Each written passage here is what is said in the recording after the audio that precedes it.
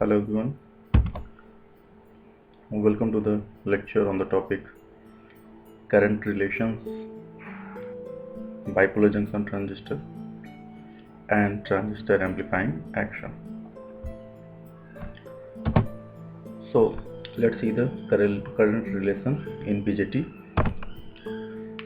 So हम लोगों ने देखा था कि common emitter, common base, common collector तीनों कॉन्फ़िगरेशन में जो करंट गेन्स हमने निकाले थे, तो पहला हमने देखा था कॉमन एमिटर कॉन्फ़िगरेशन में, जिसमें आउटपुट करंट था कलेक्टर करंट IC और इनपुट करंट था IB। क्योंकि एमिटर कॉमन था तो एमिटर करंट नहीं है इसमें, तो output current collector current, input current base current, उन दोनों का जो रेशियो था वो था करंट गेन, जिसे हम बीटा से रिप्रेजेंट किए थे। इसी तरीके से कॉमन बेस कॉन्फ़िगरेशन में कलेक्टर करंट और एमिटर करंट के रेशियो को करंट गेन अल्फा, और कॉमन कलेक्टर कॉन्फ़िगरेशन में current gain gamma is equal to IE upon IB। इसके बाद हम लोग जानते हैं कि ट्रांजिस्टर के लिए emitter current is equal to collector current plus base current. It means emitter current constitute करता है collector current as well as base current को। तो ये ट्रांजिस्टर का कॉमन रिलेशन है। ये जो IE यहाँ पर लिखा हुआ है, इस IE को हम यहाँ से अल्फा के रिलेशन से IE को IC अपॉन अल्फा लिख सकते हैं। तो ये हो जाएगा IC upon alpha is equal to IC plus, और यहाँ पर जो IB है, इस IB को इस रिलेशन से IC अपॉन बीटा लिख सकते हैं। तो ये हो गया है IC अपॉन बीटा।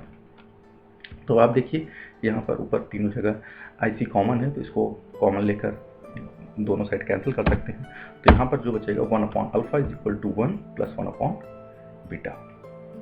तो ये रिलेशन आ गया है। अब इसमें दोनों साइड तो अल्फा इंटू बीटा से मल्टीप्लिकेशन करने पर यहाँ पर हो जाएगा beta is equal to alpha beta plus alpha. तो यहाँ से ये रिलेशन आ जाएगा beta equal to alpha beta plus alpha. अब इसके बाद अब यहाँ से दो केसेस हो सकते हैं। एक बार हम क्या करें कि इसको यहाँ पर अल्फा कॉमन ले लें इस रिलेशन में। एक बार हम क्या करें, इस साइड वाले में अल्फा कॉमन ले ले, तो यहाँ हो जाएगा beta equal to beta plus 1 into alpha. यहाँ से तो अल्फा की वैल्यू कैलकुलेट कर लेंगे हम, तो अल्फा की वैल्यू ले जाएगी बीटा अपॉन 1 प्लस बीटा। तो ये हो गया एक तरीके से जिसमें अल्फा और बीटा में रिलेशन आ गया। सिमिलरली हम दूसरे तरीके से भी इसको कर सकते हैं कि इस अल्फा बीटा को अगर इधर भेज दें तो ये हो जाएगा beta minus alpha beta is equal to alpha. तो यहाँ पर कॉमन ले लेंगे बीटा, तो यहाँ से बीटा की वैल्यू आ जाएगी अल्फा अपॉन 1 माइनस अल्फा। तो यहाँ से हमें दो रिलेशन मिल गए हैं, alpha equal to beta upon 1 plus beta, ये इस फॉर्म में अगर हमने कलेक्ट किया था, और अगर इस फॉर्म में कंसीडर किया तो बीटा की वैल्यू आ गई अल्फा अपॉन 1 माइनस अल्फा। तो ये दोनों रिलेशन हैं अल्फा और बीटा में। तो जहाँ पर अल्फा क्या है, current gain in case of alpha is current gain in case of common base, और ये क्या है, current gain in case of common emitter configuration. अब तीसरा हम लोग देखते हैं, हम लोग जानते हैं gamma equal to IE upon IB। Okay, और इस IE को हम ये भी लिख सकते हैं IC प्लस IB। तो देखिए इधर gamma is equal to IE upon IB होता है, और हम जानते हैं IE equal to IC plus IB। तो हम यहाँ पर क्या करें, दोनों को अलग अलग कर लें, तो ये हो जाएगा IC upon IB plus 1। Okay, तो ये IC अपॉन IB क्या है, IC अपॉन IB है बीटा यहाँ से, तो गामा इक्वल टू हो जाएगा बीटा प्लस 1। तो ये हो जाएगा gamma equal to beta plus 1। अब क्या करें हम, अगर बीटा की वैल्यू यहाँ से अल्फा अपॉन 1 माइनस अल्फा रख दें और इसको सॉल्व करें, तो ये हो जाएगा equal to 1 upon 1 minus alpha. तो ये हो गया है गामा, बीटा और अल्फा में एक relation. This is very important relation, ये तीनों में रिलेशन को दिखाता है। तो तीनों करंट गेन्स जो हैं alpha in case of common base configuration, beta in case of common emitter configuration, और gamma in case of common collector configuration, तीनों करंट गेन के बीच में ये रिलेशन है। तो इस तरीके से ये इक्वेशन डिराइव होता है। अब इसके बाद हम लोग ने ये इक्वेशन डिराइव किया हुआ है, अब थोड़ा सा कुछ अदर रिलेशंस को भी डिराइव करेंगे, डिफरेंट करंट रिलेशंस को।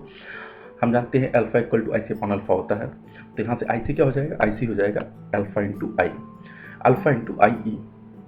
लेकिन हम जानते हैं जो कलेक्टर करंट होता है वो कलेक्टर करंट में alpha into I E, it means emitter current की वजह से करंट फ्लो होती है। इसके साथ साथ जो रिवर्स बायस कंडीशन होती है कॉमन बेस कॉन्फ़िगरेशन में अगर हम बात करें तो इस साइड तो फॉरवर्ड बायस होता है इनपुट साइड, और आउटपुट साइड पर रिवर्स बायस होता है। तो इस रिवर्स बायस के वजह से जो करंट फ्लो होती है वो होती है रिवर्स सैचुरेशन करंट, जिसको हम लोगों ने देखा था कॉमन बेस कॉन्फ़िगरेशन में पढ़ते समय। तो अगर हम कॉमन बेस कॉन्फ़िगरेशन में कलेक्टर करंट लें तो collector current will be sum of emitter current as well as reverse saturation current. तो ये एमिटर करंट है IC equal to alpha E, यहाँ से जो IC equal to alpha E ये एमिटर करंट की वजह से फ्लो होने वाली करंट है, और जिसमें से IE का कुछ पोर्शन फ्लो होता है IC में, जिसको अल्फा इंटू IE से रिप्रेजेंट किया। अल्फा की वैल्यू 0.90 से 0.998, तो अल्फा का कुछ पोर्शन IE का कुछ पोर्शन IC कॉन्स्टिट्यूट करता है। इसी के साथ साथ और ये जो ICBO है कॉमन बेस कॉन्फ़िगरेशन में रिवर्स सैचुरेशन करंट है। इट मीन्स जब रिवर्स बायस कंडीशन में हमारा जो करंट फ्लो हो रहा है ड्यू टू माइनॉरिटी कैरियर्स, और ये करंट हम जानते हैं कि माइनॉरिटी कैरियर्स के वजह से फ्लो होने वाली करंट किस पर डिपेंड करती है, टेम्परेचर पर। तो ये बेसिकली टेम्परेचर डिपेंडेंट है ये। अब हम जानते हैं कि IE क्या होता है, IE equal to IB plus IC होता है। तो यहाँ पर हम वैल्यू रख दें IE की वैल्यू IC प्लस IB की, तो ये हो जाएगा IC equal to alpha IC plus IB plus ICBO। यहाँ पर हम इसको हम IC वाले टर्म को इस साइड भेज सकते हैं और IC कॉमन ले लें, तो ये इधर हो जाएगा 1 माइनस अल्फा इंटू IC, और 1 माइनस अल्फा से दोनों तरफ डिवाइड कर दें तो ये रिलेशन आ जाएगा IC equal to alpha into IB upon 1 minus alpha, और यहाँ हो जाएगा ICBO अपॉन 1 माइनस अल्फा। तो ये हमारा रिलेशन आ जाएगा। अब हम एक केस कंसीडर करेंगे, केस ये कंसीडर करेंगे कि ये जो करंट फ्लो हो रहा है ये करंट किस वजह से फ्लो हो रहा है, ये करंट फ्लो हो रहा है फॉरवर्ड बायस कंडीशन की वजह से। तो फॉरवर्ड बायस कंडीशन को अगर हम नेग्लेक्ट कर दें तो हम मान लें कि जो इनपुट करंट है, इनपुट करंट में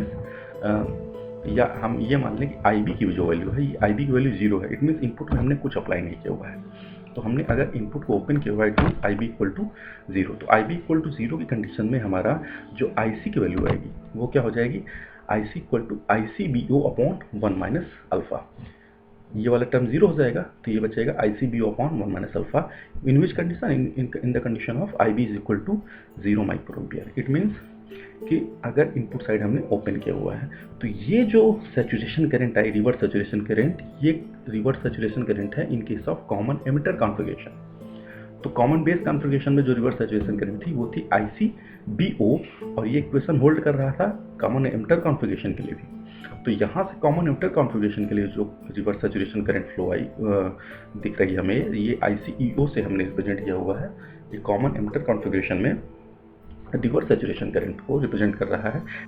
और यहाँ पर 1/1 माइनस अल्फा क्या होता है, 1/1 माइनस अल्फा होता है बीटा प्लस 1, यहाँ इस रिलेशन से। तो 1/1 minus alpha equal to beta plus 1 हमने रख दिया है, और बीटा की वैल्यू रेंज करती है कितने में, 50 से 400 के बीच में। तो इसका मतलब लगभग ये 50 से 400 गुना ICBO का, या हम अगर 1 को यहाँ नेग्लेक्ट कर देते हैं तो 1 को, चूँकि बीटा की वैल्यू बहुत ज़्यादा होती है तो 1 को नेग्लेक्ट कर सकते हैं, तो ICEO will be nearly equal to beta into ICBO। तो बीटा की वैल्यू 50 से 400 लगभग वेरी करती है, तो ये हो जाएगा लगभग 50 से 400 गुना होता है किसका, reverse saturation current flowing in condition of common base configuration. इस कंडीशन के में कॉमन बेस कॉन्फ़िगरेशन की तुलना में कंपैरिजन में लगभग बीटा टाइम्स गुना रिवर्स सैचुरेशन करंट फ्लो होती है इन ICEO। It means common emitter configuration. इसके बाद हम लोग देखेंगे ट्रांजिस्टर एम्पलीफाइंग एक्शन। सिग्नल का एम्पलीफिकेशन मतलब उसकी एम्पलीट्यूड को बढ़ाता है, कैसे बढ़ाता है। तो इस सर्किट को कंसीडर करिए। तो ये सर्किट हमने लिया हुआ है, देखिए एक PNP ट्रांजिस्टर है, और इस ट्रांजिस्टर में हमने इस साइड को फॉरवर्ड बायस किया हुआ है और इस साइड को रिवर्स बायस किया हुआ है। DC बायसिंग उसको हमने दिखाया नहीं है, हम सीधे से DC बायसिंग को हमने नहीं दिखाया है, सीधे से हमने ये इनपुट सिग्नल दिया हुआ है। ये इनपुट सिग्नल है 200 मिलीवोल्ट का, और मान लीजिए कि इनपुट जो रेजिस्टेंस है, और हम जानते हैं इनपुट रेजिस्टेंस ये फॉरवर्ड बायस कंडीशन में इनपुट रेजिस्टेंस बहुत कम होता है, तो 20 ओम हमने लगभग कंसीडर किया हुआ है इनपुट रेजिस्टेंस, और आउटपुट रेजिस्टेंस ज़्यादा होता है रिवर्स बायस कंडीशन में, तो हमने इसको कंसीडर किया हुआ है 100 किलो ओम। और यहाँ पर मान लीजिए लोड रेजिस्टेंस जो है वो 5 किलो ओम है। ठीक, तो अब हम यहाँ पर देखते हैं कि ये इनपुट वोल्टेज है 200 मिलीवोल्ट, इनपुट रेजिस्टेंस है 20 ओम, तो इनपुट करंट कितनी होगी, ओम के नियम से current will be equal to voltage upon resistance. तो यहाँ से आई जो इनपुट करंट होगी वो फ्लो होगी VI/RI, it means V voltage इतना है, रेजिस्टेंस इतना है, तो करंट की वैल्यू आ गई हमारी 10 मिली एम्पियर। तो ये करंट जो इनपुट करंट है उसकी वैल्यू आ गई 10 मिली एम्पियर फ्लो वाली करंट। अब ये कौन से कॉन्फ़िगरेशन में जुड़ा हुआ है? बेस कॉमन है, कॉमन बेस कॉन्फ़िगरेशन में। तो कॉमन बेस कॉन्फ़िगरेशन में जो करंट गेन होता है वो अल्फा होता है। तो मान लीजिए हमने ये माना है कि अल्फा 1 है, अल्फा 1 है मतलब जितनी करंट इनपुट में फ्लो हो रही है वही करंट आउटपुट में फ्लो हो रही है। It means emitter current will be equal to collector current. ये हमने कंसीडर किया हुआ, हालांकि कलेक्टर करंट की वैल्यू थोड़ा सा कम होती है, लेकिन हमने एक आइडियल केस कंसीडर किया हुआ है जिसमें हमने अल्फा की वैल्यू 1 मानी हुई है। तो जो एमिटर करंट है इट मीन्स इनपुट करंट और वही इक्वल है output current, it means IL।